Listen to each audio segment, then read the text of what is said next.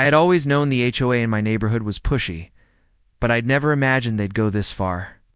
For months, they'd been knocking on my door, stuffing letters in my mailbox, and leaving smug little notes under my windshield wipers telling me I had to join their community club.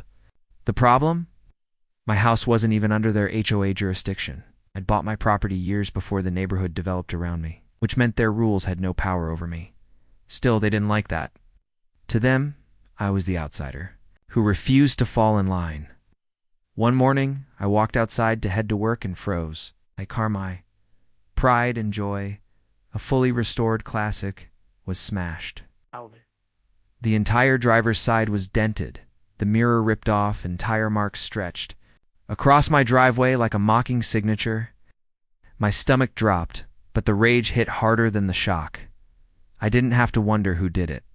The night before, I overheard 2 board members arguing outside my fence, saying things like, "If he won't join, we'll make him." They thought they were untouchable. They thought they could bully me the way they bullied the rest of the neighborhood. But they didn't know who I was, or rather, who I had on speed dial. I snapped photos, checked the cameras I'd installed on my property, and sure enough, the footage caught them red-handed. 2 HOA board members had taken one of their shiny SUVs, deliberately swerved into my car, and sped off laughing. One call was all it took. I didn't call the HOA. I didn't call my insurance. I called my old college roommate, the chief of police.